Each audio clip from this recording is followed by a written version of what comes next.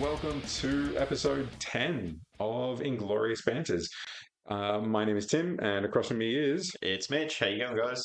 We don't have Andrew with us today because we had some recording restrictions, something about a horrible crime that he committed, but he'll be back with us next time. He's made his escape over to the other side of the country. Exactly. Yeah. I know because we're talking a lot today about the MOAB convention that we went to recently, especially about the bolt action tournament that we were in, Operation Codswallop. Andrew had some trouble mating us for recording, but he didn't play in the tournament this year, so we figured we'd get through with just the two of us at this time. Yeah, have a bit of a catch up on how our games went and a few other bits and pieces. Exactly. So we're going to have a little talk about what MOAB is, then we're going to go into details about the tournament, and then we're going to talk about some of the other tournaments and activities that were there, as well as the different vendors that we spent way too much time and potentially too much money at. Yeah, very much so. Yeah. I was a bit of a good boy this year. I didn't go crazy at all. I didn't buy a huge amount of stuff, but two of the things I bought did make up most of the stuff for it. So, yeah. But Yeah. we'll get into that in a bit. So, this episode we're calling Get Walloped. The name of the tournament was Operation Codswallop. So had Julian and I think Mark was giving him a hand with it. So had a pretty good turnout this year for the tournament, which was good. Yeah. So we'll run through a bit about what the tournament was like overall, how our games went, just a brief overview of the games. We're not going into like play by play because, in all honesty, it was 6 games of bolt action over the weekend. Left me pretty brain fried at the end. I don't know about you, but it was a relatively quiet drive back on when we talk tournament. I'm sure we'll go into some details about that. But yeah, it's certainly brain taxing. Not as bad as it used to be. Third edition's much better for what I find. Yeah, but we'll talk about that. Yeah, in the lead up though, since the tournament, which was a week ago. Yep. Have you managed any hobby since, or have you been in the hobby coma after a big event? I have actually been doing a hobby, which is surprising. Hey. So I've not only just looking at the brand new shiny K47 stuff, which released the same weekend we were there, but also I picked up some, without going too much into what our purchases and stuff, I did grab some paints that I've gone through, and I'm doing a bit of a paint challenge for my Stargrave, using just the paint sets and a couple of from Army Painter and a couple of GW paints, just some colours that I like using. Trying to do it as a bit of a challenge, use a limited palette to paint up my Stargrave crew. So, getting some work done on that over the last couple of nights. So, what about yourself, Tim? Because Andrew and I split Conflict 47 starter set. That's right. Yeah, I've been doing some building, some customization, some magnetizing, a little bit of conversion on the miniatures that we got from that, and I dug out my old K47 minis and started looking at maybe redoing some color schemes on there. I had a very black and red Wolfenstein kind of color scheme for my Rift powered units, and I just wanted to bring it back a little bit to the kind of like realism, realistic camo and like a bit more grit and grime. So that's what I've been doing mostly. Otherwise, I've just been tidying up my workspace to get ready for the final push, because I realized my hobby goals include and playing my entire Fjord Serpents like Viking boat. Yes, yeah. As a challenge, and I was like, oh, geez, I got to get onto that. I haven't painted a single 10 mil guy yet for that system, and I've got like 4 boats worth to do. So I've just been tidying up the workspace and trying to get a bunch of stuff out of the way, so that I can move on with some projects. Yeah, nice. So, we'll definitely revisit some of our stuff from our 365 challenge in upcoming episodes. What we'll do is we'll get into how we went with MOAB. MOAB was, if you listen to our last episode, it's split points. So it was 725 on the first day for the first 3 games, and then 1,175 points on the second day for 3 games. So 6 games over the weekend. And had a pretty good mix of missions in the mission pack that was put out. It was some were a little more hard to play depending on the volume of troops you went up against. So depending on the order dice that people had. So we'll probably go into that in a little bit when we have a bit of a talk about our games. But Julian was nice enough to put us up for the first game, Yeah. so we could actually have a bit of an idea of a battle report here for you, letting you guys know how we went. So, which was really quite cool. Yeah. So yeah, our first game we played on a very nice winter table. Most of the tables. We'll have a quick chat about the terrain. Fantastic terrain, lots of it on the tables. That's it. It's really quite nice. So we had a little there was so much going on. We actually made a list of what we wanted to talk about, so we wouldn't get too distracted by all the awesome stuff. So for the actual tournament, the tables are great. The tables at Moab are always immaculate. There's a wide variety of setups. Yep. Different theaters of war. So there were, French fields, German Alpine stuff, winter boards, desert boards. That Stalingrad table was really quite nice. There's submarine docks. There's train yards. There's some was it Pacific Theatre ones as well. Yes, that jungle table. I have copped quite a few floggings on that jungle table. Yeah, me too. So as far as narrative and visual, I didn't plan on doing any ratings, but I would easily give it 9 out of 10. Yeah, because every table looks amazing. It was the playing with their club's terrain. It means that every Moab you're always having really good terrain out on the tables. So the boards are designed to work quite well. Good quality terrain, like the actual manufacture on it. Some are MDF buildings from a few different companies.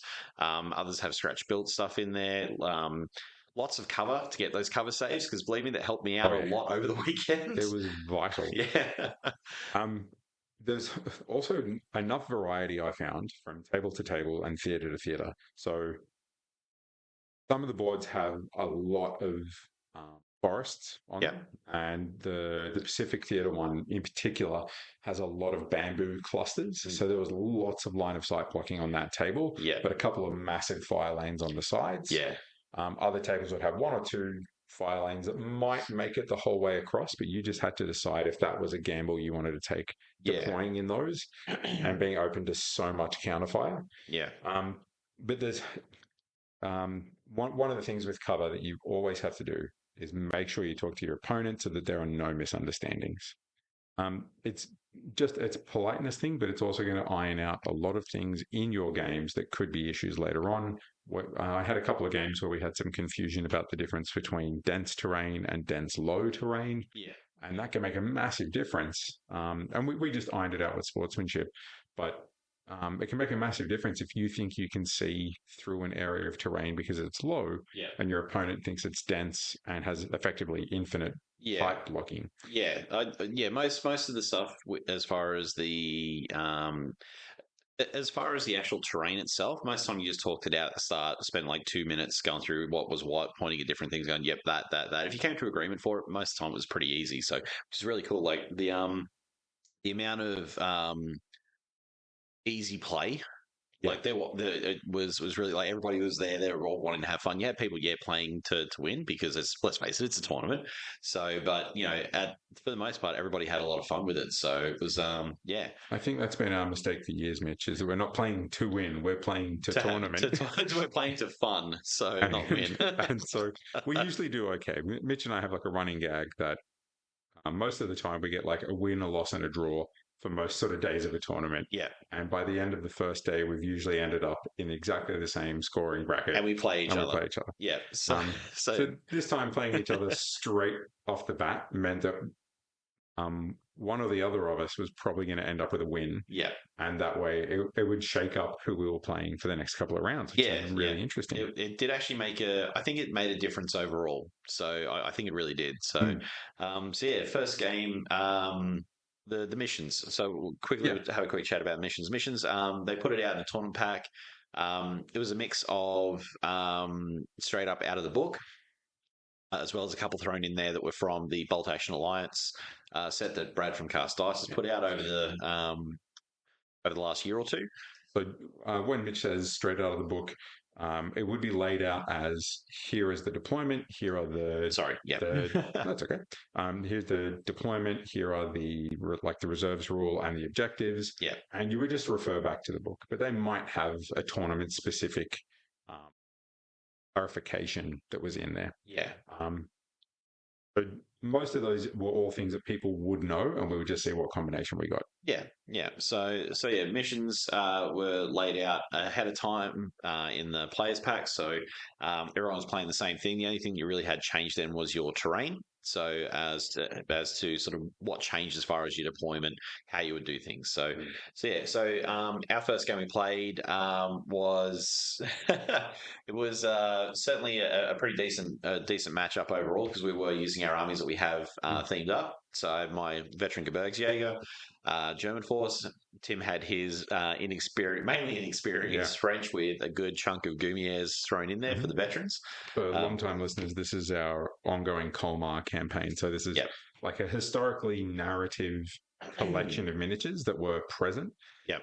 And both of our armies have restrictions on what they field based off that. Yeah. Not based off what is going to be good at a tournament. No. The veteran troops are good. They're hard to kill, but man, you do not get a lot of them. No. So inexperienced troops have a quality of their own, but it doesn't help if you're not moving them forward if they fail their order test. Exactly. So the mission that we played was one from previous year's campaign pack from 2024, which was Supply Drop. Yes. Supply Drop is one of my favorites because if you haven't seen the campaign pack or the tournament pack, the way it works is you've got your opposed sides. I think it's long edges from memory. Long edges, yeah. Some stuff in reserve, about half on the table to start with, but there are no objectives on the board to begin with. And at a particular turn, the objectives are airdropped in by a passing plane. One always lands in the dead center, and then you scatter and deploy the other two opposite each other. So you roll, just say you roll like 15 on how far they scatter. You measure one out, 15 from one side and the other from the other side. So you have to have a decent amount of board control to be in a position that you can race forward and grab them when they land. Yeah.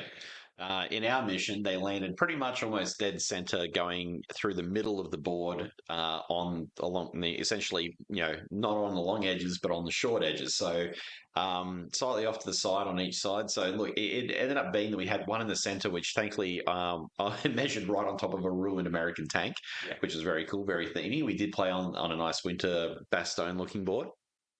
So pretty close to where our forces would take place at the fighting in Colmar. So one right there, which we knew was going to come in because it always comes in on the center for that mission. And then they kind of scattered a bit. One actually landed behind a half track that was a blown out truck or half track that my sniper team had set up in. So they were pretty close by. Yeah. The other one ended up in just behind a bit of an open field behind a fence line and a forest, like a couple of small trees on your end. And it very much became a make sure that your opponent doesn't capture their backfield one, because neither of us had left stuff close enough. You have to be within 3 inches to capture it. Yeah. So it means that what they came down at the end of turn 2. So on turn 3, we both had to start pulling some units back to capture the objectives that had landed in our own deployment zones. Yeah. And it also meant that the center objective became fiercely contested because everyone had troops that were forward that could go and take that. Yeah, exactly. Yeah. So I like Supply Drop because there's that random element and quick response is rewarded in that. So if you have some fast units or some bikes or cavalry or even just a unit mounted in like a brain carrier or something, like a little Cranshoots squad or something that can get there fast. Because both of our backfield ones were pretty close towards extremely close to our table edges, and capturing them was a lot of work. Because we get squads nearby and they get blown away or fail an order check and flee before they could actually capture their own deployment zone. Yeah. Normally, I have a unit in reserve that's waiting. That can just step onto the board and go, mine. Yeah. This one's mine. Yeah. So. What was the final result for our game, Mitch? You won. So, me? Yeah, with a big smile on your face there. The one of the defining moments I think of the game was the artillery strike coming in at the start of turn 2 from your observer and just annihilating what I had on the hill. And I had an officer manage to survive with like 5 pins. He rallied, and it ended up being at the end to try and capture to try to force a draw if I could get it was him just legging it across the field. You had your sniper sitting in a forest, taking pot shots, trying to get him, and he just kept sprinting across the open field, trying to get to his back line. A lot of good narrative moments. Yeah, a lot of good. Gumi Ayres like wiping out a Gebirgsjäger squad with one loss. Yeah, I only killed one out of his squad, and he like annihilated the rest of them. So it's a tough fighter. Who knew it was that good? Look, my Moroccans did not do amazingly for the rest of the tournament. Most of their assaults, I had them up against Chindits. That was not a good fight. Yeah, I outnumbered them. I thought I was going to be fine. Nope. No. Bayonets. All bad. Double veterans and double tough fighters. The bayonets actually made the difference in kills. Anyway, so game one was really good. Yeah. Always a fun game with Mitch. He's an amazing player and an amazing sport. And it's just always good to start off with a positive feeling to the game. Yeah. So it was a lot of fun. So it was good. We had a little bit of a break then after the first game. So we went around, had a bit of a quick squiz around, but we'll get into that a little bit later on about what we saw. So let's stay on the missions. The second mission, I think, was one where we had a combo of standard rules. Yep. So the second mission, thankfully, I've got my players pack right here. I remember to bring it. Always keep your players packs. They're great reference. Great if you start thinking of running your own event as well. Even if just getting practice in, because you can see what was been run before, that sort of thing. So it's always well worth it. So the second game we had breakthrough. So it was to get into the opponent's deployment zone or off the table. More points if you ran off the table. Yep, that was a table quarters setup as well. So you have quarters, a 24-inch gap in the middle, but quarters of the board to start on. Yeah, and then mini engagement. So for the deployment type, so you had your troops coming onto the field. Look, it was. We'll run with my one first, if that's all right. So with my one, I played a fella called Chris Drew. So I think it was his first tournament actually. So he was playing a German force. He had veterans, some regulars in there. He also had a Panzer IV and a 222 scout car. So the Panzer IV was really good with my 2 Panzerfausts in the whole force that were deployed nowhere near it. And his 222 with the autocannon was I was a bit worried about that making some very short work. Yeah. So there's an interesting theme here for our second game. For this mission, you had to stop the opponent getting through basically through your deployment zone and off the table edges there. If they finished in your deployment zone, they got some points, and that's great. If you know the mission, then you know it already. But as Mitch said, he had 2 Panzerfausts were there to do his anti-tank work. Yeah, that's all I had to do, the anti-tank. So and coming up against vehicles at the lower 720 points, he could pretty much run around with impunity, just taking shots at whatever he wanted. And he used the MMGs an awful lot. So with good effect. The common trend here is my second game was against a force that had vehicles. I only have the little VB launchers that are in my infantry squads. They're +1 pen. So you can do some pinning if you land a lucky 6. I did manage to land a lucky mortar shot on his Panzer IV on the first shot, so but didn't do anything. If you just get a couple of pins, it's amazing. Exactly, yeah. And then I've got 2 medium mortars. So I had just a scattering of +2 pen and +1 pen, but they all required 6s to hit. The force that I was playing, like yours, had vehicles, but mine was an early war blitzkrieg German force, so it had 5 vehicles. Yeah. It had 4 enclosed and 1 open-topped from memory. It had 3 Panzer Is with double MMGs, and then 1 with an autocannon, slightly larger, and then 1 that was open-topped with a howitzer. Yeah. There was a Panzerjäger 1, a really early tank hunter. That I could not slow them down at all. They literally just drove past my troops and were like, what are you going to do? And because they were just barricades, just low walls, they could just slow drive through all of the suburbs because it was a French city board. They just crushed their way through the walls and then across the courtyard. They were even turning around, rear armor facing my guys because I had nothing that could hurt them. And just finishing off squads. It's like there's a scene in Kelly's Heroes where the Shermans have rolled in through a train tunnel, annihilate an entire camp, and they're still playing I've Been Working on the Railroad as they sort of drive over the corpses and the turrets are just checking around Yeah. squirting machine gun fire here and there to finish up as they go. It felt like It that. was well played. My opponent Jason was a really nice guy. He played well, but the matchup was in his favor from the start. Yeah. Yeah. And he made sure that he played it. He put the right things in the right places and got a good result fairly. Yeah. Yeah. Against Chris, he not being able to keep that tank from rolling through my stuff, like just not a great deal I could do there. I did manage to hold most of his troops up though, so which meant that actually getting points for it, it ended up becoming kind of a close game. I did have one squad who was like legging it down a road trying to make it to the end. There was a squad with like double LMGs in it that shredded it, but I got a bit of revenge and managed to take it out and got my command squad off the field. But the play of the game in that one, was he managed to angle his 222 to get it onto a road. Being a wheeled vehicle on a road, he can go 24. If he runs, he can go 48 inches. Yeah.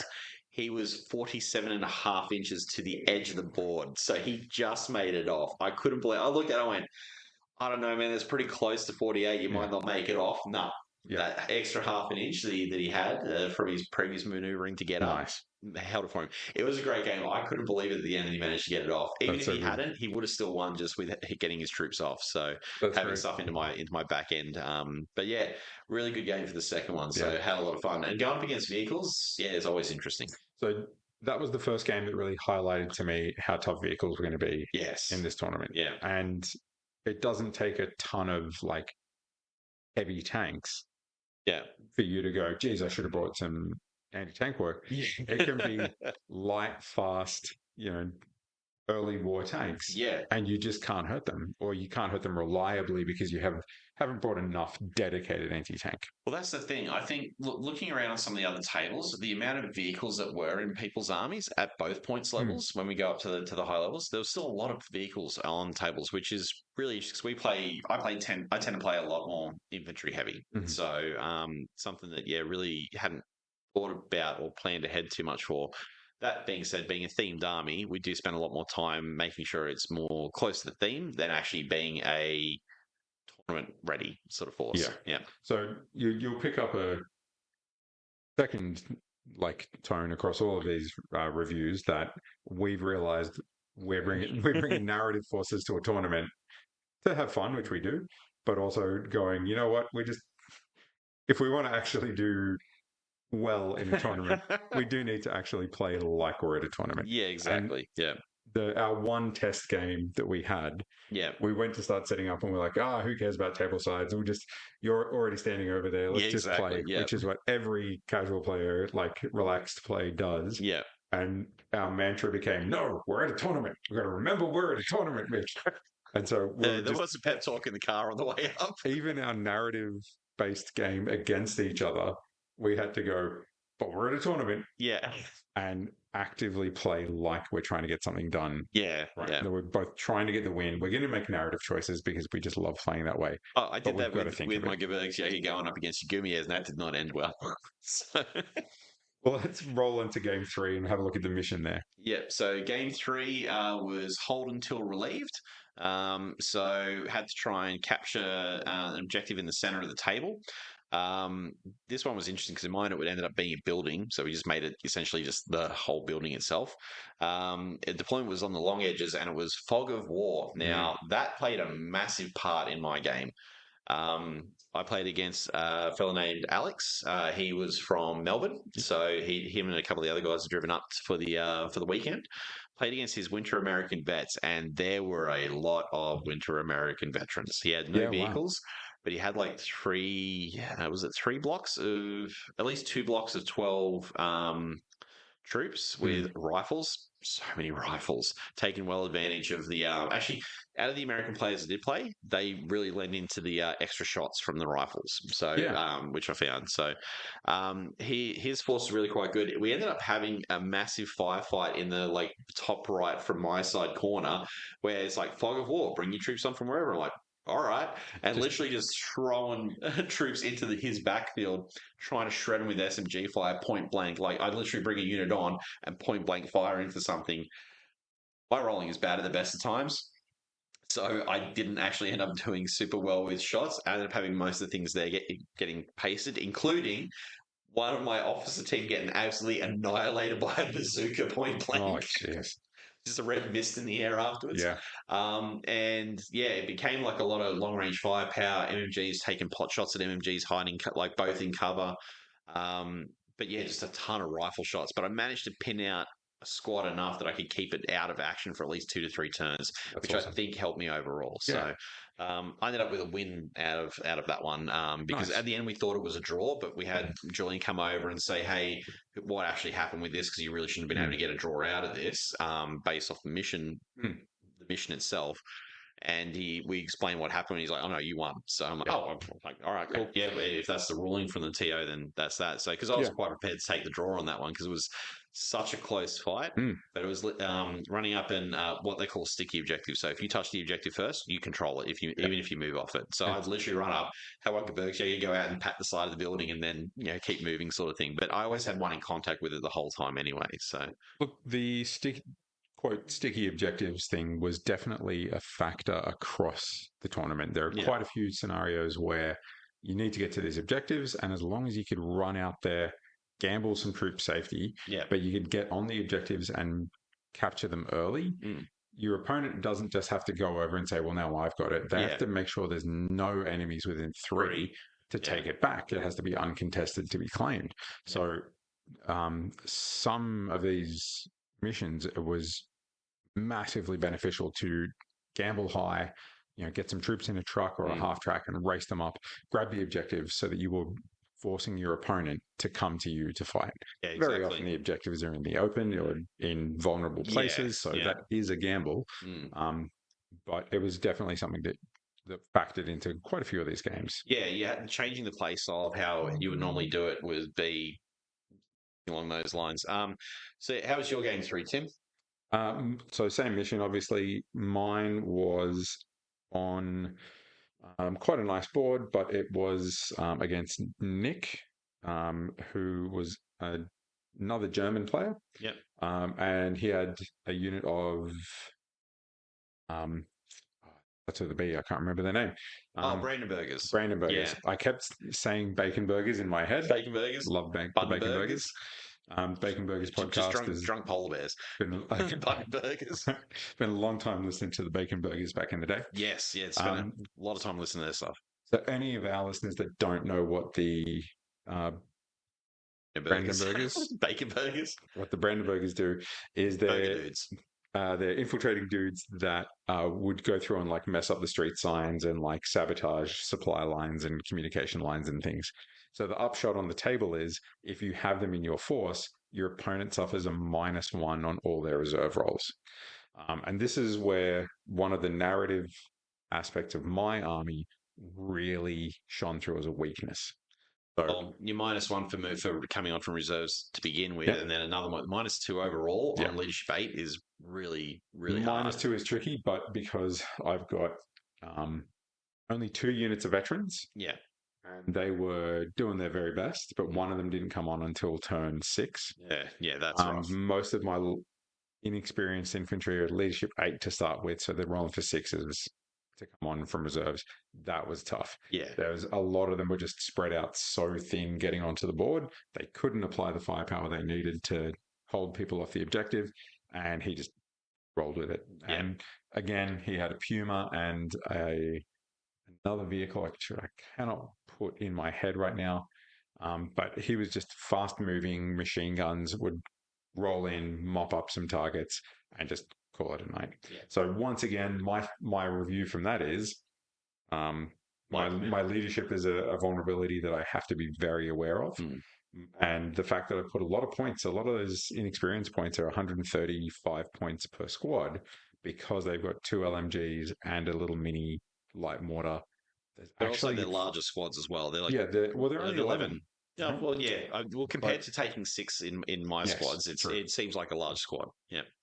But it just meant anytime they failed, there was 135 points failing in a 700 and something point game, right? Yeah. So that and the lack of anti-vehicle options meant I could not stop the Puma at all. Yeah, I think one big takeaway from the whole weekend was vehicles. So even if it's an armored car, Yeah, 7+. If you didn't have the right tools, you just couldn't take them out. exactly. Yeah. So I guess my play of the match for that was I had my sniper team infiltrate forward into this tiny little farmhouse, and I lost the spotter in like turn 1.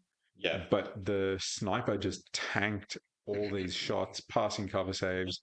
He had pin after pin every turn until the Puma eventually switched over to HE and just annihilated the top of the building. Just only a small template, but it was like a little thatched roof, and it was makes a difference. He blew the house down. Yeah. So that was the end of our day for day one. I was on 2 losses and a win. Same. So yeah, middle bottom of the pack, I guess. So yeah, we were assuming we're like, well, yeah, the death charging, right? So go in and just bomb out. So so day 2 rolled around. Daylight savings played a bit of a factor in getting ourselves up and running. Yeah, that was rough. It's always an interesting one because it always falls on the Moab weekends when daylight savings rolls around. Most of the time, you might have the organisers. I know for a Star Wars Legion one year, the guys were like, "Remember, it's daylight savings. You need to be here at this time with the savings change." If you're organising an event, always make sure you mention it to the players. Oh, yeah. Because everyone just assumes that they're on top of their basic life skills. Yeah. And no one is. Yeah, but look, most phones, your phones these days would automatically do it. But if you don't set an alarm, then that does tend to throw you out. So, well, the big thing is getting yourself to bed the hour earlier so you don't lose the sleep. Yeah, because playing tired is not so great. It is taxing. It is taxing, yeah. So we rolled up for day 2. So we went up to 1175 for the points. And so before we roll on, just because we talked about it last episode, but if you weren't here listening, shame on you. But the difference in point sizes, it was 725 on the first day. Yep. And that 725 had to be included in your 1,175 the following day. So it also meant that you couldn't suddenly throw in like a Tiger 2 veteran tank because you couldn't fit it in the points to add on to an existing 725. So it helped to balance out the list. So you could generally fit 1 extra platoon in for most things, or like 2. Like my army went up by adding, there was 2 medium AT guns, and another rifle platoon that was like another 10 veterans, another 10 inexperienced, and like an officer. What were the changes in yours from day 1 to 2? So I added in an extra squad of Gebirgsjäger just with some assault rifles, just as like almost like a hit squad with an extra Panzerfaust, that kind of thing. Look, it wasn't a huge amount because it was that, and then a veteran Hetzer, and a Schwimmwagen. So good old Schwimm. And that basically was my points. Like it really didn't give me a great deal jumping up by that sort of 400 or so points. I mean, obviously, if I'd gone for like cheaper units, so inexperienced squads or even just regular vehicles, it would have made a difference. Probably I could have squeezed another squad in somewhere, maybe a Panzerschreck or something. But yeah, the decision overall was to stick with my theme, which overall I reckon it really hurt me at the end of it. But yeah, game 4. The mission for that one was penetrating strike. Now this one was actually in our player's handbook. Essentially, you have to get across the deployment zone to get as many units into the enemy's deployment as possible. So like a breakthrough, but no infiltrators, which really made a big difference for anyone utilizing any kind of scouting units. So my sniper's basically just set up as a regular unit then, and you couldn't outflank. So, which I don't know over the weekend if most people did outflank much or not. I didn't really see a lot of it because with Fog of War, you tend to come in from any table edge anyway. That's it. So, but I mean, out of the whole tournament, we had two missions that were Fog of War. Yep. And so that provided that option for everybody anyway. Yeah. We'll get onto that and war crimes that were involved in using Fog of War. Yes. Next mission. Yep. Oh god. But I think I only encountered 1 player that actually outflanked, and they outflanked 2 jeeps with double machine guns on them from a British para force. Yeah. And that was quite effective. But for this mission, it's basically breakthrough. Something that we didn't mention at the start was that once you had completed the mission itself and decided on a winner, Yeah. you then went, all right, the winner scores a certain amount of points. We should probably talk about this before we go on, actually. Yeah. So it was 20 points for a win, 10 points for a draw, 0 for a loss. But then you got extra bonus points for keeping your officers alive and killing the enemy's officers, keeping your most expensive squad alive, and killing off your opponent's most expensive. And also for reaching turn 5. And reaching turn 5, yeah, which does make a difference, yeah. So that means that, say, the game that Mitch and I played, I think for my win, I got like 23 or something. Yes, something along the lines of that. I could probably check that up. So. Mitch, because it wasn't just a landslide, Mitch still took out a lot of my officers and kept units around. He didn't finish off on 0. He finished off on like 5 or 6 points anyway. So he's still getting points onto the field. Let me have a quick look here. Looking up, play the music. 23 to 5. So, because I managed to kill off a bunch of your officers. And kill off an expensive unit, that kind of thing. Yeah. So, look, there was an opportunity that if you did lose, you didn't just straight up, oh, that's it, 0 points. If you managed to complete those secondary objectives, and it became a, especially from the fourth game on the game on day 2, that for me it really became a don't get the blood rage. Don't just go for the easy wins. Go for what should actually get you objective points. And that's one of the things that I think helped out a lot with mine, because I still managed to score points off things, even if I did lose the game. Yeah. So, it's certainly a nice little thing that was included in the players pack to go through and have that. So it's it also added an extra incentive for you to put pressure on big units and put pressure on commanders. So from day 2, especially, it was still prevalent on day 1, but from day 2, people were very aware of, I need to kill officers and I need to protect officers. Yeah. And so, like, I lost a lot of officer points from people just going for those small team kills. Snipers. Because my French can only take 3-man teams for officers as a maximum, whereas the new books for Germans, British and Americans can take sometimes up to 7 men in a command squad, and that is outstanding. Yeah. For resilience, just through the bodies that you're able to put in front of those bullets. Yeah, very much so. So the mission was a breakthrough style mission. Can you remember any highlights from your particular game? So I played Ian Underwood. So we've known Ian.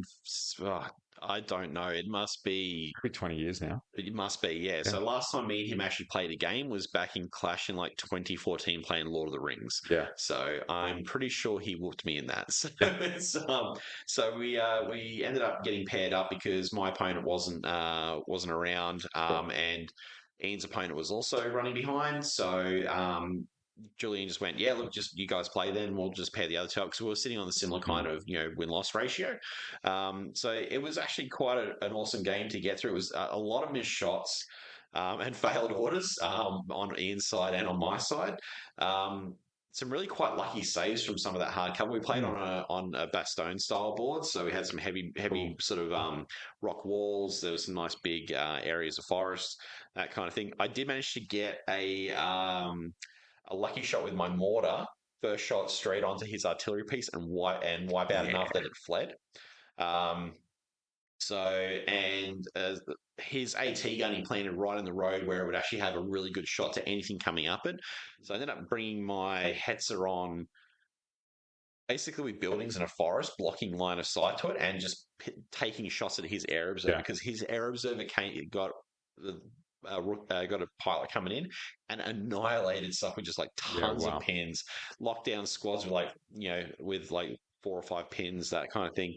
It was he overall a lot of stuff from his airstrikes, like getting the pins on. It was a really great game. It was good. Always good to play against Ian. Like I said, last time I played was over 10 years ago. But, that was a great game. That was a great game this time around. So, awesome. Very themey board as well, because he had Americans, Winter Americans. So, again, it was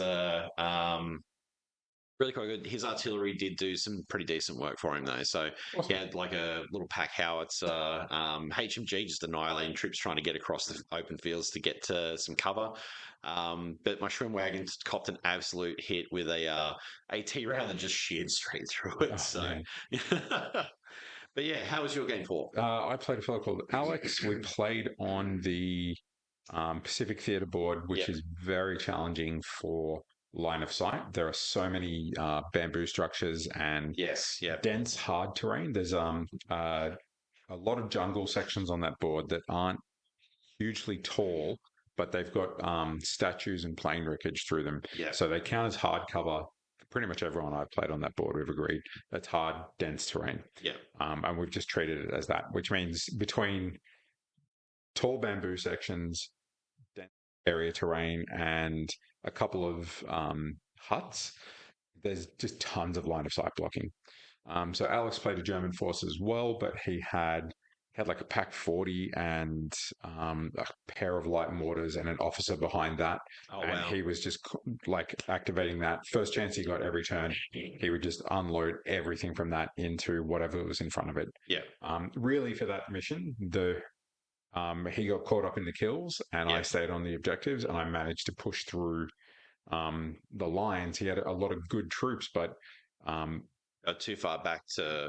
Well, they'd move up, but they might not have support with them, or they'd move up and not make it across into my half. So you scored points for being in the opponent's half, and then more points for being in their deployment zone, which is 12. Yeah. And so I just managed to swarm inexperienced troops across the table center line and hold off. But he did a ton of damage and broke a lot of my army. Yeah. Yeah. So that was a good game. No, that board is definitely a tough one to play on. I ended up playing on that one next, actually, for game 5. Excellent. So game 5 was key positions, the victory conditions. So it was D3+4 objectives. Have them scattered around. We played quarters and fog of war, and now this comes in really important. Fog of war is a good mission. So as far as that, but it does take a while to get it set up. And then it does take a while to play it because you are bringing each thing on, and then it depends whether you need to go around to the other side of the table, that kind of thing. Now, I played a guy called Tim Jared, played against his Japanese force. Now, he was the only Japanese player on the weekend. Oh my God, tanks. So he had, I think it was, 1, 2, 3, he had at least 4 tanks. So, and I just didn't have enough to take it out. When my headset rolled on, it missed with its first 2 shots in the game. And I went, oh, well, that's really good.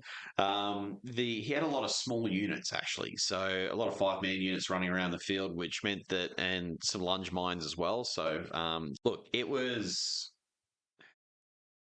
really hard to go up against him in particular. That jungle board is good, but it does have a lot of line of sight blocking. Very tricky. Had a lot of good lanes of fire, but where he was just bringing stuff on to behind me, I tried bringing some of my stuff on to go through and force a couple of things to move back. But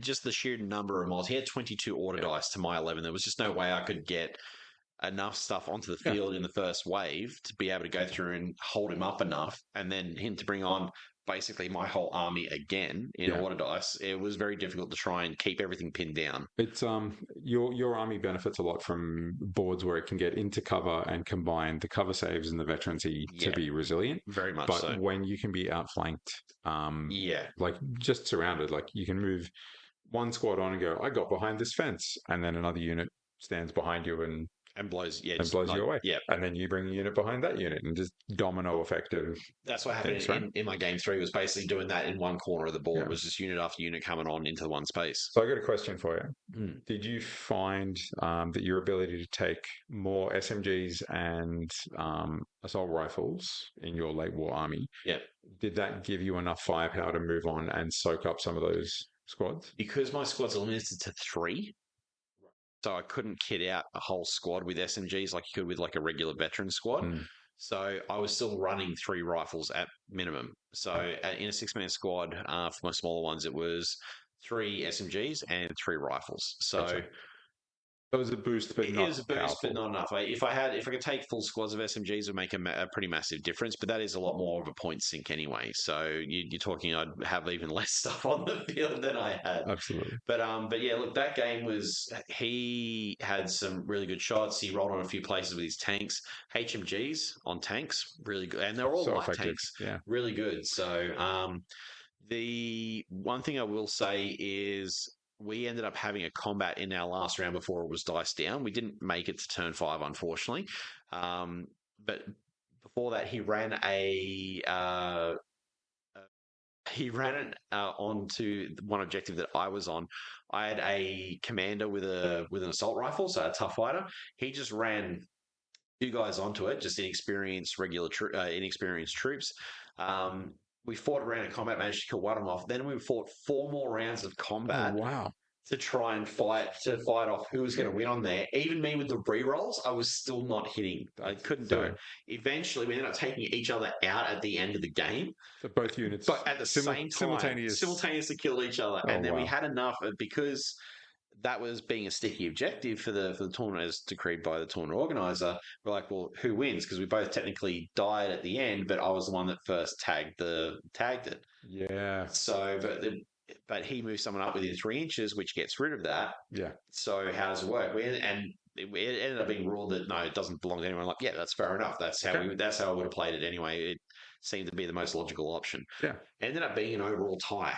So, but the sheer volume of units he had, was just insane. He did have one of his lunge mines try and took out my shrimp wagon. That thing I think probably soaked up more punishment than anything else over the course of the weekend. But just tanks, man. Just even like your game that you had for your second game with multiple small light tanks, but not enough heavy firepower to take him out. It does make a huge difference. So yeah, how was your game 5? Look, tanks is also the word. Tanks. So I fought Eilish. Eilish was a really good sport. She was amazing. It was my French guys basically deployed in my quarter around a farmhouse, and it forward deployed 2 units of Chindits in the center of the board. And they just survived. They just tanked shot after shot. Veterans in cover. But the big factor was I knew that she had a Churchill AVRE, which is the one with the spigot launcher, which is a 4-inch template. It's incredibly deadly. Yeah. And it was held in reserve on Fog of War. So it could just come on from any table edge sometime later on. Yeah. And because she's no fool, she just drove it through the back fence of the farm and just started annihilating squads. Anything she turned it at got absolutely pasted. Both of my AT guns had to try to turn around to draw any fire on it. And then they fouled their own line of fire because they were too close to each other to fire past a friend. Yeah. The one that was further forward couldn't fire past because one of my mortars failed his auto check and wouldn't get out of the way. No. Yeah. So I only ever fired 1 AT round at them. I had to redeploy them, drag them across the courtyard under fire, and then they still couldn't get enough shots, and they were just slowly pasted. Yeah. My man of the match was my observer after bringing in his airstrike on the Chindits. When the Churchill came in, he just sadly called in an airstrike about 4 inches away from himself. It was like, artillery right here in the courtyard, please. Take you close. And it never landed. We never resolved it because it just kept failing the rolls. Yeah.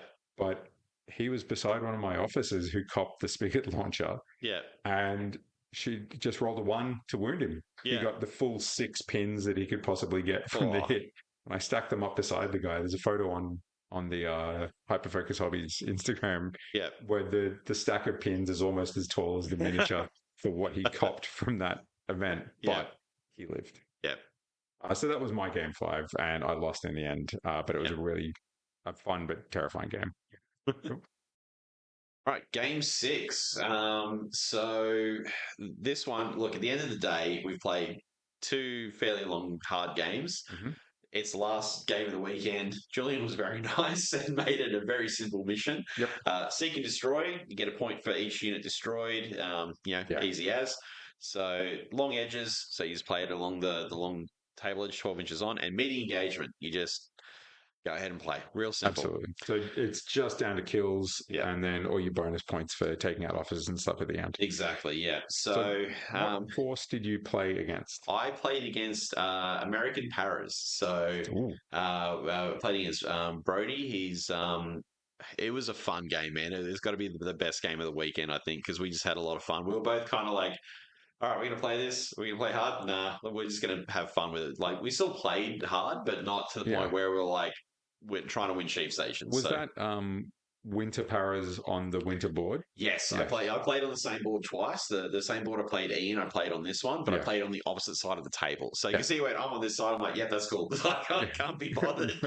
I can't be bothered moving Let's everything. just get to the dice. Yeah. So we played that. His force was really quite good. He had some nice AT assets. He had an air observer, and he actually had quite a nice mark. He had like a what did he have? Was it a P-47 Thunderbolt for his? Yeah, it was really cool for his call-in. So I'm trying to remember what Ian had. I think did Ian have a P-47 as well? I don't think it was a Mustang.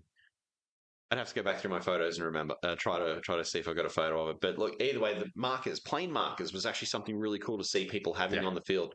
That's good. I need to get one done for my army. So.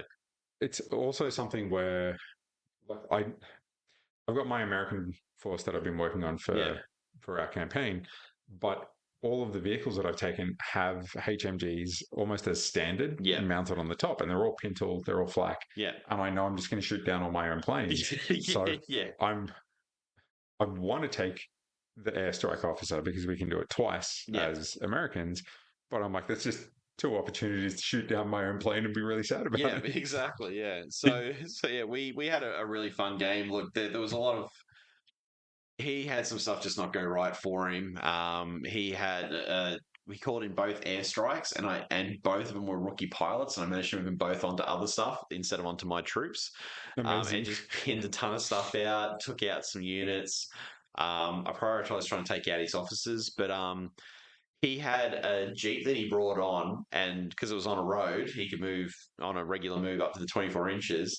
Then bailed out a bazooka and one shot of my Hetzer, man. So, gone. Literally, Hetzer rolled on the field and went, cool, ready to go. Bazooka straight through the front. Ouch. So I lost that turn 1. And front armor as well. Yeah, he rolled so well on it. So, nice. But yeah, it was just a lot of. I managed to then put a couple of shots into him from one of my officers just with an assault rifle, and he fell back. Yep. He didn't fall back. He couldn't take any. He moved back to try and jump in.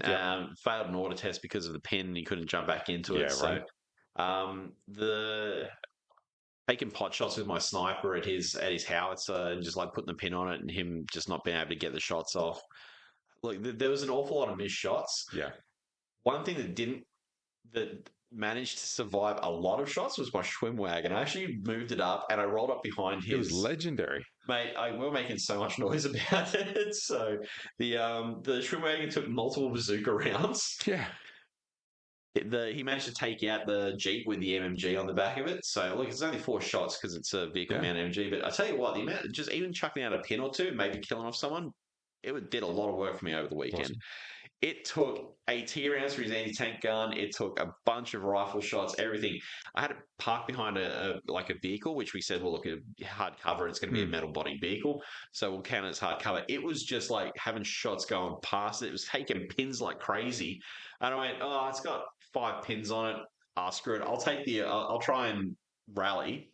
Failed the rally check, and it fell back. And because it was on the road, it went straight back, fair distance. Managed to get it to actually rally, then roll up, and it did end up getting taken out at the end. But man, it took so much firepower from his army to try and take it out. Yeah. His Sherman couldn't seem to hit with its main cannon. It just he had a bit of a rough one. So sometimes stuff just goes wrong. Yeah, the guy that took out the MMG was a squad that got hit by an airstrike.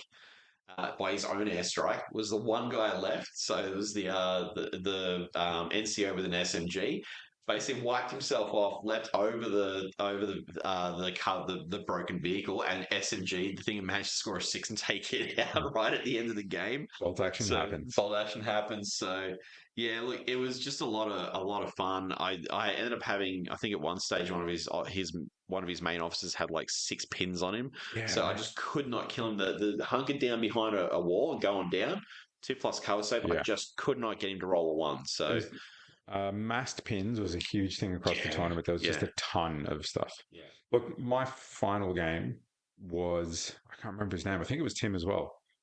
I'm not sure. But it was Paras as well. But it was British Paras.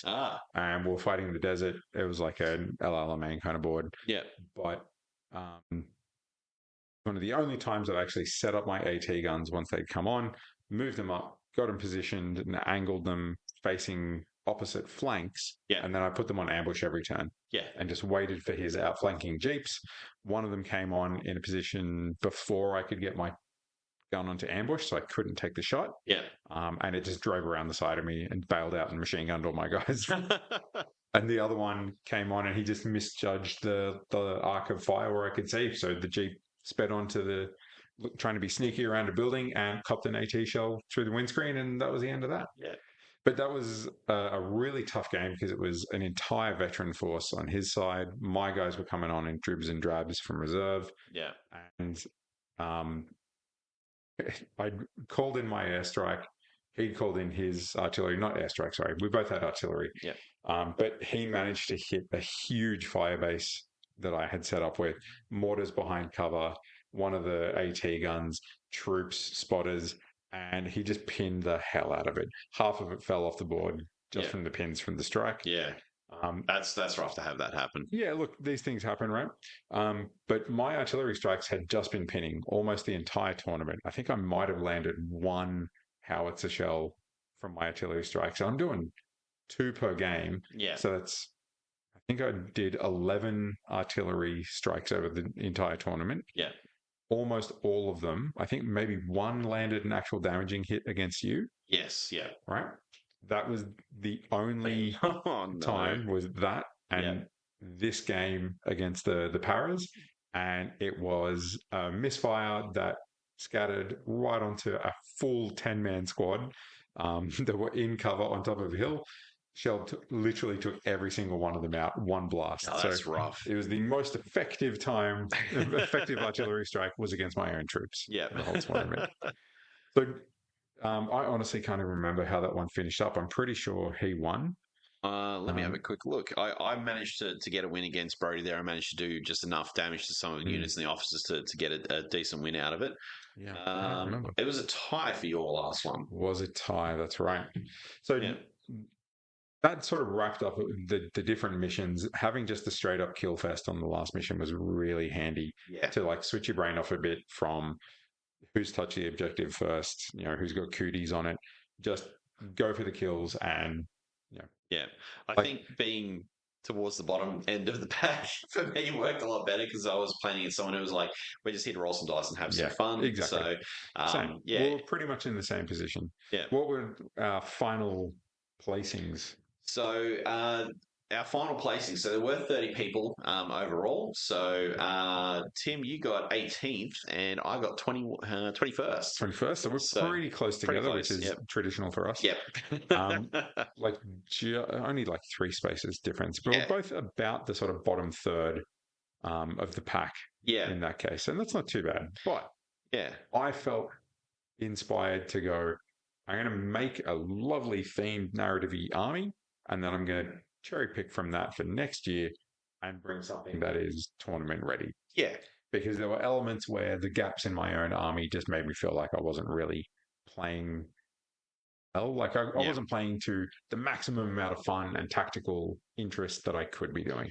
Yeah, yeah. Look, the Gebirgsjäger special rules helped me out here and there in a couple of games, but not a huge amount. So I think it's some of the special rules for benefits to your forces, things like stubborn.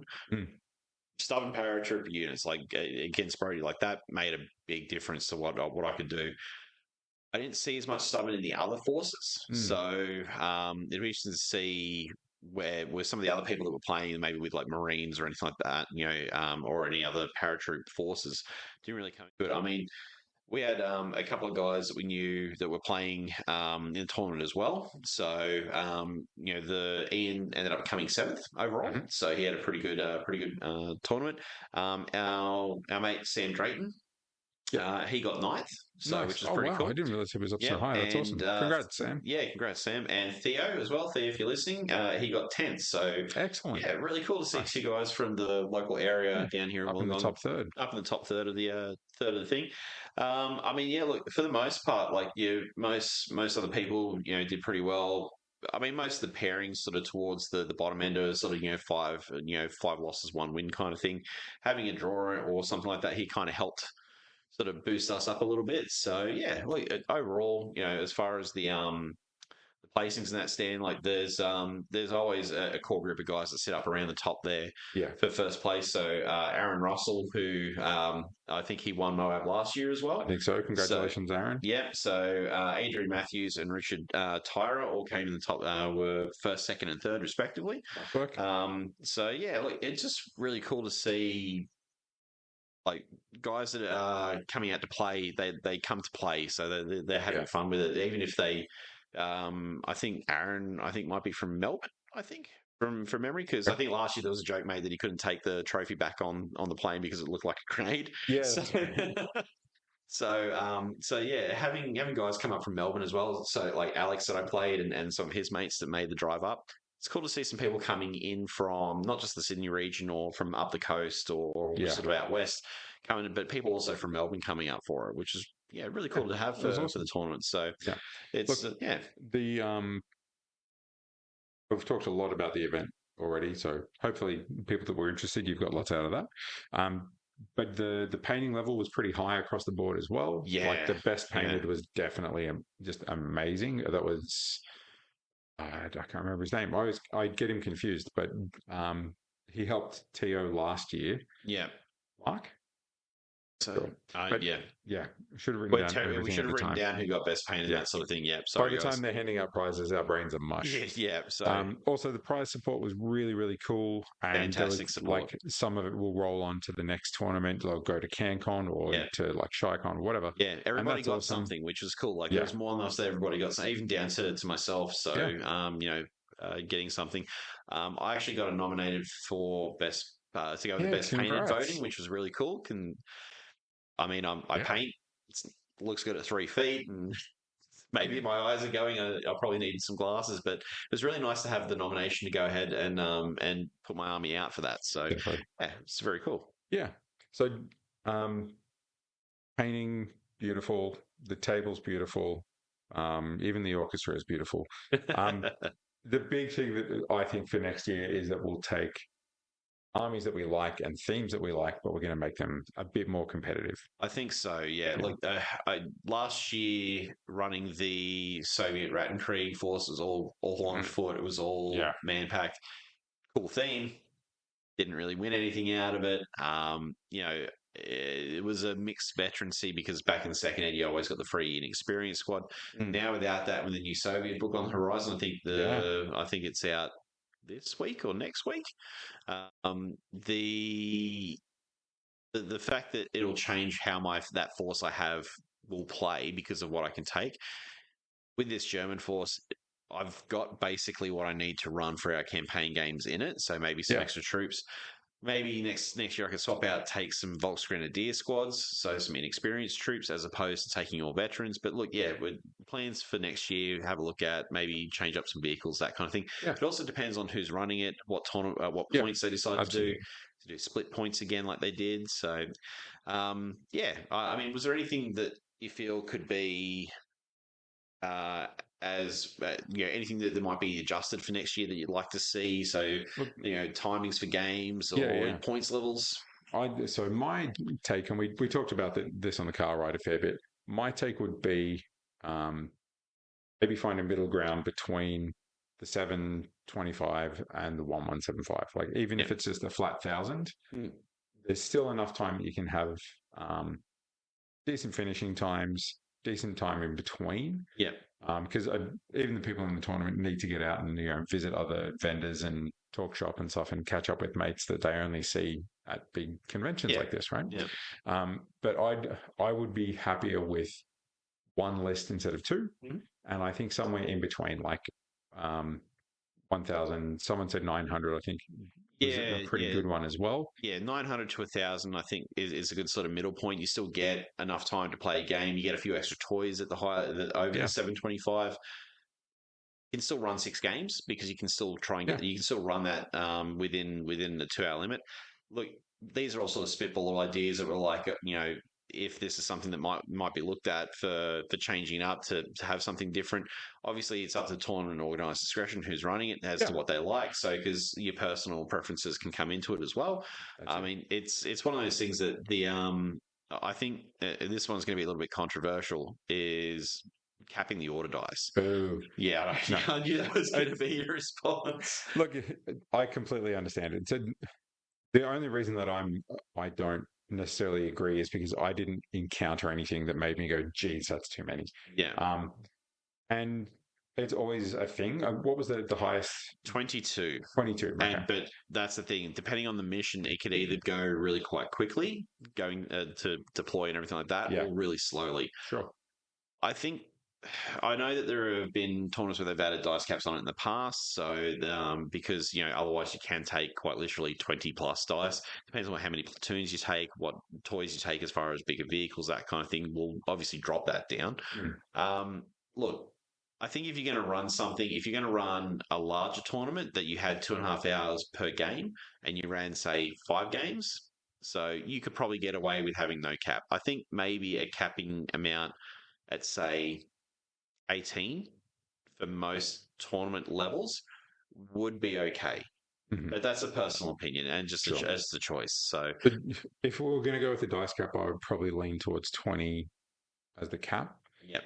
Just because I want to be able to see that if someone wants to go dice heavy as part of their theme or their tactic, that they've got the option to go a bit above that. Like most of the people that I played were sort of 15 to 18 dice. Yeah. And I think none of them were particularly sort of horde armies of tons of guys from my experience. No. So if you had 2 extra dice on top of that, you could go heavy on the dice without going crazy. Yeah. But 4 on top of 20 would still feel really big. Yeah. Yeah. See, that's the thing. I'm coming from a standpoint where my army was only 11 dice maximum, but that was down to unit choices. That's on. In all honesty, that's on me for taking a veteran heavy army and looking at some of the other veteran heavy armies. They had similar kind of thing, maybe 12, 14, somewhere around there, 15. I think I'd probably this might be something if there's a wrap up done and we go through the average breakdown of how many order dice per army, that kind of thing. You probably end up with an average probably around about the 17 or 18 mark anyway, maybe. I think probably even lower. Do you reckon maybe 15? A lot of the 14? People I played sort of 15. I played another one that was 11 as well. Because the Churchill AVRE takes up a lot of points. And those chintits are expensive. Yeah, I'm pretty sure Eyelashes was 11, 12 kind of thing. Yep. But most of them were like 13 to 15 kind of thing. And then some of the bigger ones about 18. Yeah. So, I mean, look, again, this is not to be pointing out someone's army and going, oh, you did the wrong thing or anything like that. This is just a different flavor of gaming for different people. Every group has their own style of gaming as well. So like what is a hardcore army in one group is probably just a very basic army in another. Yeah. So everybody has their level of hobby that they choose for this. So, and tournament play is one of those weird ones where you have people that go from the entire spectrum of gamers, from people that want to play with a fluffy background, like a historical list that goes, I'm only taking this because these are my choices. That's all that was there. So like my force and some other people's, through to I've maximized out on everything I can possibly take to give me the best chances, that sort of thing. And that's fine. So you play how you want to play. So you'll just then struggle in certain missions or dominate in others. In certain scenarios and matchups. And that is bolt action. And as always, bolt action is such an overall balanced game. A rifle is a rifle. Yeah. A foobar is still a foobar. That most of that's going to come out in the wash. Yeah, exactly. Yeah. But that's our big take on Operation Codswallop for 2025. Yep. And these are just our opinions, but they matter more than yours because we've got microphones.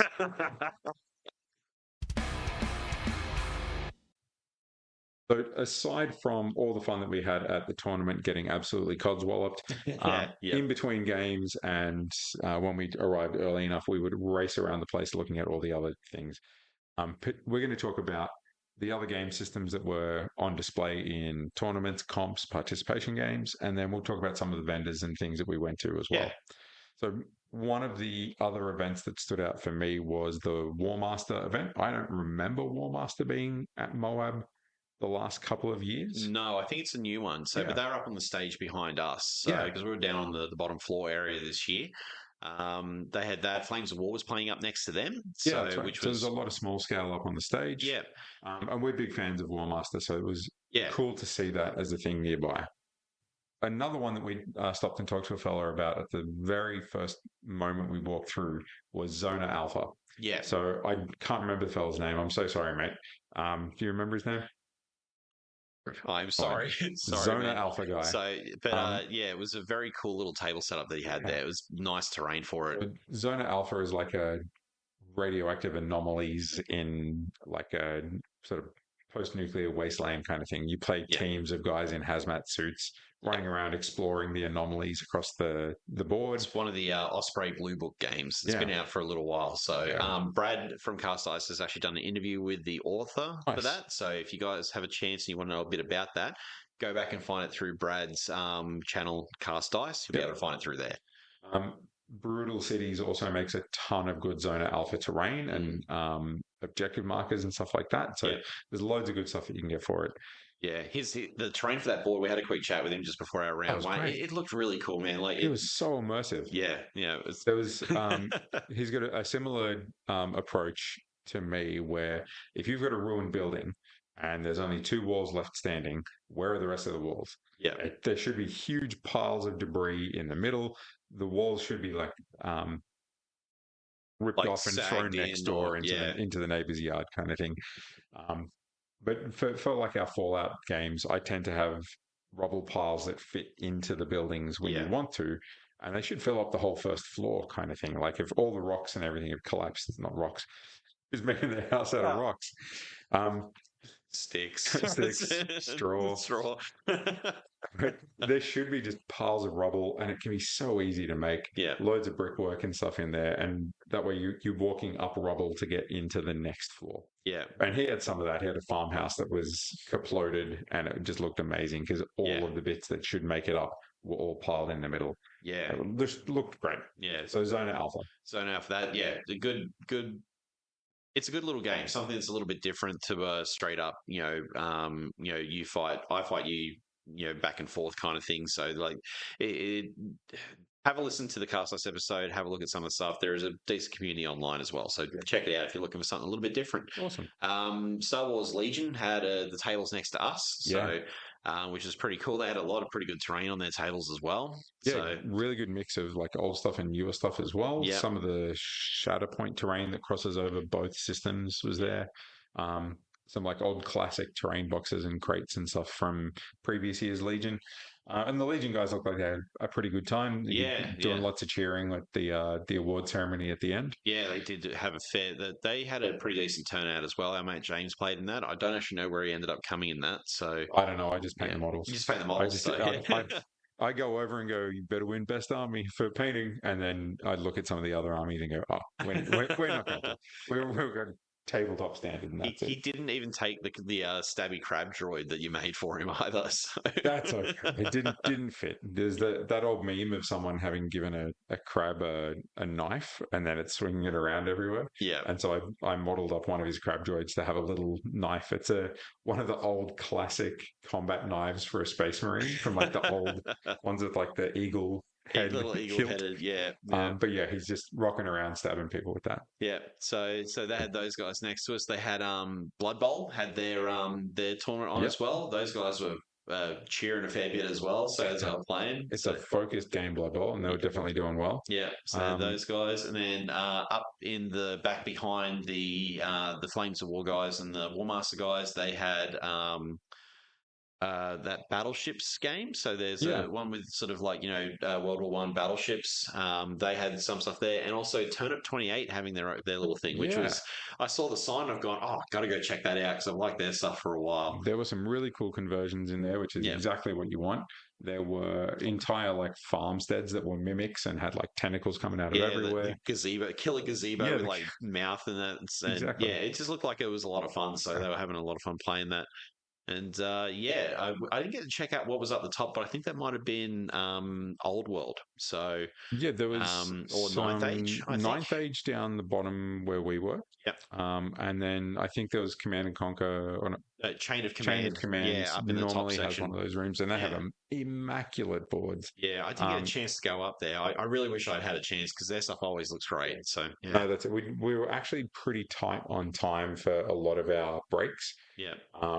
and didn't get to run around a lot aside from running to some vendors that we knew and down to the buy swap once or twice just to see what was new. That was crazy down there in the secondhand stall. Yeah. Well, let's move on to the buy swap real quick, and then we'll talk about some of our vendor visits and what we got from the good kids there. Yeah, so the secondhand stall always draws in a massive crowd there. So the guys at the Sutherland Shire Battle Gamers run a really good ship for it. They're great. Just hats off to them for the amount of effort that they go through to make that go as smoothly as it does. It's amazing. Yeah, ton of stuff down there. A lot of 40K stuff down there. A lot of Age of Sigma.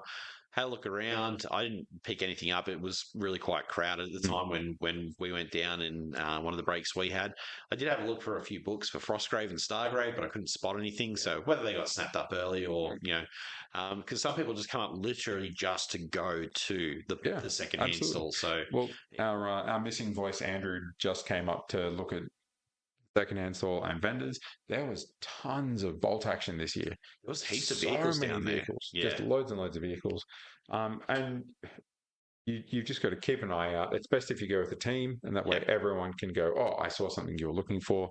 It's mostly sorted into bays that have the like right stuff. Category sort of thing, But once in a while you'll find someone's brought in like a huge mixed box of things, and they're all bagged ready to go, but there's a mix of stuff in there. So it is worth taking your time and sifting through, just being polite to everybody who needs to get by. But really good. I didn't get anything from the bring and buy this year. Did you? No, I didn't grab anything either this time around. So one of our other mates met, and he came up. He snagged himself a bunch of bits and pieces for his He had like a bag full of stuff. So he grabbed a heap of things for his Beastman army that he's working on. So some stuff to use for conversions for his Tuskal chariots and things like that, and for some larger death pigs for the big razor gores. So he snagged a few things up. It's always worth going up and having a look, because you might find something. Absolutely. Even if you need to do some stripping back on it, or maybe a bit of a repair job, you'll find yourself something decent there. So. Yeah, so we might go one for one on some of the vendors that we like to visit. Yes. So my happiest vendor visit for the entire I know event, what you're going to say. was Etherworks. Yeah. And I always go over because they have some cool Infinity stuff. But they had just a tub that had a stack of like food containers, like little Tupperware tubs, and it said $5 a tub. I looked in the box because there was entire flamer templates in like neon acrylic and stuff. And I was like, you can't fit that in. And the fellow was like, look, it's kind of like when you go to a buffet, like if you heap it up above the rim, that still counts as a tub. He was like, I just want to get rid of this stuff, so go. Yeah. And I had a little rummage around, and the bottom of it was just wall to wall in this tub of acrylic tokens and MDF bases and blast templates from all of their old laser cutting things. So I just started scrounging. I bought 2 tubs worth on the first day, and then came back and got like 4 tubs worth the next day. A lot on the second. Made so much stuff out of it. Like I got enough bases for like 4 or 5 different projects, which will all go kind of to our little social club. Well, the MDF bases, I mean, I grabbed a few here and there for a few things to make some loops. I actually found a pack which had little windows and doorways and stuff I can put on some of the buildings I've got that are just basic shells. I'm like, perfect. So found that. I made 4 players worth of Infinity tokens for orders, for regular orders, irregular, some impetuous ones, some command ones, some lieutenant order tokens. It was amazing. Then we've got pin markers, wound markers, just stuff that you can use for multiple game systems. So many game systems. And bases for days. I ended up with matching acrylic sets of blast templates and tokens for you, for me, for another one of our Infinity mates. And then I've got in the garage now, I've got sets of play tokens for each one of us as well. Yeah. And 2 sets for me, because I'll probably be doing demo games. Yeah, exactly. So it's just amazing. You just got to go to the stalls and find out what they're doing different. Yeah, I just grabbed a bunch of tokens as well. Stuff to use for pin markers for a Conflict 47 army. They got like cogwheels on it. Stuff for Trench Crusade for markers, for things, wound counters for playing Stargrave and Frostgrave. Yeah. So rather than using dice for it, for our Silver Bayonet games, there's extra things there like corpse markers. You said you were going to use a bunch of them for a an almost ruleless game that you play with the boys using their cars and stuff about like damage for cars and stuff. Like I was thinking about it for a game of monster trucks, like ramming into each other and flipping over, or demolition derby games, just chucking some tokens on. If you get too many tokens, your car's out of action, kind of thing. Something to play with the kids. Simple. But like those little game stuff that I come up with and scribble some notes down for, and then move on to the next thing. So tell me your next choice for top vendors. Oh man, or fun vendors. There was a lot of stuff to look at. I will mention Dice Arcade. I went and grabbed John Blanche paint sets from there, which were really quite good. They had a ton of stuff for bolt action, for BattleTech. They had like a whole big thing filled with BattleTech stuff there as well. Just a ton of stuff from there, so they were pretty cool. But one we did spend a bit of time talking to was Luke from from Fjord Serpents. So, and he had a demo set up for not only for his Fjord Serpents, but also for his new game Blade Wrath. Yeah. Which was cool to see some of his stuff there ready to go for. Yeah, it looks really cool. It's 15 mil skirmish Vikings. Yep. And one of the things that he mentioned is that all the war bands that you use in it have squads that are the same size as a base of guys from Fjord Serpents. So Fjord Serpents is a ship-based Viking, long ship battle, but you'll have like a base of 8 swordsmen, 8 spearmen, 8 archers that make up your crew. So his whole thing is that if you play a game of Fjord Serpents, you win by boarding by landing at their farmstead, then you can go over to Blade Wrath and go, well, I managed to get there with 3 of my stands included. There are war bands to represent those 3 stands in Blade Wrath. So you can then play the game out at the next scale, doing all of the fighting around the village and defending it. It's so cool. The models look really cool. His Kickstarter's up and running currently. So check it out. Well worth checking out. So he was a really cool one to check out. So what about yourself? Was there another one yet? What else did I do? The combat company that had, it might have been the same one that you got the paints from. Dice Arcade. I think it was them. We got the conflict starter from. You and Andrew split a conflict starter. So he's got his American troops and some scenery. I've got the German troops and the rulebook. Because Andrew was buying the PDF rulebook later anyway. So we're both sort of slowly G'ing up those troops to add into what we've got. Andrew's actually going to go with British troops as his main focus, but in the time being, we're going to have some deadly airborne troopers coming in the form of the Fireflies and the linebacker Walker, which I'm really looking forward to shooting. I really want to blow up that thing. Went and checked out Medbury Miniatures as well. So they have done a few bolt action people. They've got the Australians in the jungle. So they've done some really nice work on those. I grabbed from them just some knights from their 100 Years War stuff. Just some foot knights and some archers, just for something a bit different to paint. You're not starting the whole game, are you, Mitch? No. I got it to play for a game I'm writing, but not for an actual set game. So it's more just to get it to paint up and have a try, because this is something I'm using the John Blanche paint sets for, which is their Grim Dark sets. Trying out different models and different game systems, but trying to use a limited paint set to do that. So I'm doing that currently, like I mentioned at the top, for our Stargrave campaign. Anything from Medbury Miniatures is a quality sculpt. Everything they do. Lord of the Rings stuff is really cool if you're looking for any alternate sculpts for stuff. But he had some other stuff there that he's had some little test sculpts up for, so it looked really cool. And absolutely, well worth checking his stuff out. Go to the website; you'll spend a lot of time on there. Look, close by to Medbury was the stand for Slave to Gaming, and we stopped by to have an ogle at a lot of the stuff there.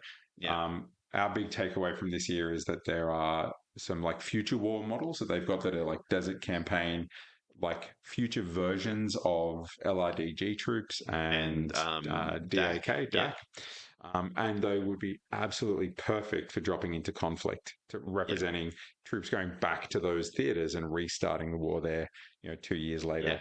Because just combining those with with existing conflict troops would be absolutely awesome. Yeah. Drew, our mate Drew there, he has had a table running for the Mac 15mm game that he's got. Yeah. Had a look at, all of the bits and pieces he has. We were talking about some of the stuff we've been looking at and running like Stargrave style with like Elvis's and jumpsuits and now impersonator aliens. And Elvis impersonator aliens, like grey aliens as well. So that was pretty cool to have a chat with him about some of the stuff he's got coming up as well. His stuff is always really nice. So it's his stuff he's doing for the 2141 range that he's doing looks really quite sweet. So it's lots of stuff from him. He does just a ton of different bits and pieces. A 50mm grim fantasy game as well, which is really cool that we talked about on a previous War Master episode, using some bits and pieces. Next to him was Steve from X Manus. He's another fellow we've known for a lot of years as well. So with his miniatures, I've finished painting up some of his stuff sort of recently for my Silver Bayonet stuff. Which is really quite nice. And I think you picked a few things up from him, didn't you? Yeah. I was just taken by something to paint just for the fun of it. So he's got a range of little mining golems. They're like sort of miniature mechanical robot helpers that have got a gemstone stuck in the center of them. They're called gembots. I originally had them as like a little goblin craftsman, I think, or like alchemist, that had one of them as an offsider. Yeah. But so many people wanted just the little gembots that he made a set, so you could just buy a bunch of them. That's cool. He's got a couple of other like little servo mining droids that are closer to human height. So I just grabbed a bunch of those. I just want to make like a little mining diorama. Yeah. Maybe they're like accidentally tunneling through into something's nest or den or something like that. I haven't really thought through it yet, but I got those and a cool looking wraith just to round it out. And the wraith will go towards D&D and Silver Bayonet, Frostgrave. Yeah. Just a cool, creepy looking extra. Yeah, no, so it's well worth checking out the stuff through his website as well as stuff through Slave to Gaming as well. If you're looking to see what we're talking about, it's the Machining Krieger stuff that some of the larger scale ones we were talking about, using those for exosuits, like for heavy infantry. Yeah. So they have very cool sort of kind of cosmonaut Soviet looking sort of feel to it. Look, a ton of stuff there to look at. There's a few other guys as well that I didn't really get around to have a look at. They do a different bunch of 15mm, like small mill stuff. Other guys selling books, bases, stuff for a whole bunch of other game systems out there. I think there was another section downstairs we're running some Ancients or something like that, or some of the other game systems like the DVA and stuff. Yeah. Look, Moab is always a great time, regardless of whether you go up there to just have a look around or whether you actually go up to play. It's always the guys from the Sutherland Shire Games, you see them walking around doing stuff, cleaning. Toilets were clean, which is I know it's a weird thing to talk about on a podcast, but it's important for conventions. Important for conventions, clean toilets. So they had them closed up for cleaning a couple of times. The staff that were manning the canteen and the coffee, fantastic. Huge props to them. Like it is non-stop all day. There's always a line because everyone's got different break times or everyone has a break at the same time and suddenly they get swamped. So they just did an amazing job. They always do. Hats off to them. Yeah. So that was really great. Look, the Shatterpoint had their tournament on the Sunday as well. I think they were doing Sunday and Monday. Yeah. So they had their stuff set up. So some of their terrain stuff looked really cool as well. Look, it was a fun time for us. So going up and doing it. Big thanks again to Julian for getting stuff up and running for it. So, and to the guys that helped him out doing table setup and running stuff on the day and making sure things went smoothly. Yeah. Look, well worth it. I'm looking forward to next year. And as if you listen to the previous episode, Andrew has said he is coming. It's recorded for the ages. We're getting shirts made and everything. We're going to get shirts made. He's going to come along. Look out for the Adventures of the Inglorious Banters at MOAB 2026.